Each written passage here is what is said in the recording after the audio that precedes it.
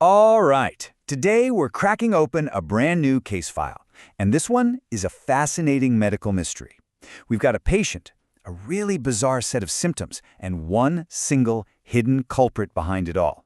We're going to solve this thing together just by following the clues. So, let's dive in. So, I want you to imagine you're a doctor in the ER. A patient comes in and they are just drenched in sweat, their pupils have shrunk down to the size of pinpoints, and their heart is beating way too slow. Now, on the surface, those things sound totally unrelated, right? But they're not. They're all clues pointing to the exact same sinister problem. To figure out what that culprit is, we first have to understand a little bit about the body's internal command system. Because somewhere deep inside that system, a really crucial off switch has been broken. Okay, let's start with the basics. Meet acetylcholine, or ACH for short. Just think of this molecule as the body's universal go signal. It's the neurotransmitter that tells your glands to start secreting, your pupils to get smaller, and even your heart to slow its rhythm. It's the on switch that keeps so many of our critical systems going. But a system that's always stuck in go mode would be total chaos, right? You need a way to turn things off. And that's where this enzyme comes in, acetylcholine esterase. Yeah, it's a mouthful, so we're just going to call it ACHE. Its one and only job is to get in there and break down acetylcholine right after the message has been sent.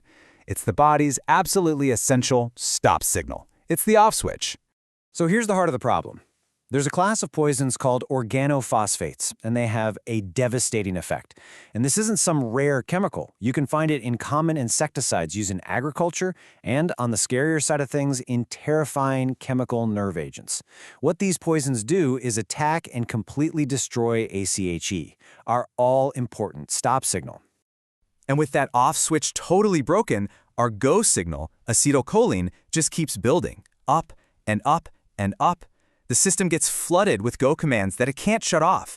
And that is the massive, uncontrolled overstimulation that's causing all of our patients' mysterious symptoms. So, now that we know how the crime is being committed, we can start looking for the specific fingerprints that this culprit leaves behind.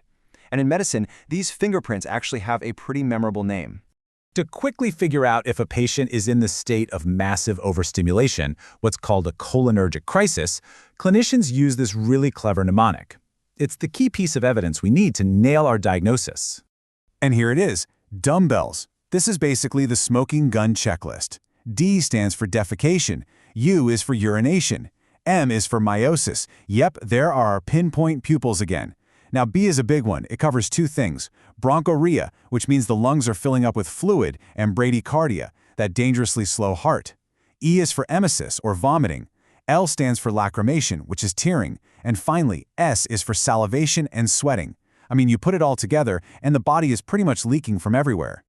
Out of all of these signs, the ones that are the most immediately life-threatening are those profuse secretions, what doctors just call being wet, and that severe bradycardia, the slow heart. And just like that, the mystery from our very first slide, it's solved. But in any good investigation, you can't get tunnel vision. To be absolutely certain we've got the right culprit, we need to quickly rule out any other suspects that might look kind of similar at first glance. So let's compare our evidence against another common scenario, a stimulant overdose, like from cocaine or meth. And as you can see, the signs are polar opposites. Where our patient has tiny, constricted pupils, a slow heart, and is wet, someone on stimulants will have huge, dilated pupils, a racing heart, and will be dry. This contrast makes it crystal clear. We've got our culprit. So, case solved. We know who did it, and we know how they did it. The last question is, what do we do about it? How do we fight back? Well, fortunately, there's a direct countermeasure, a specific two-part antidote designed to fix the exact problem we've uncovered.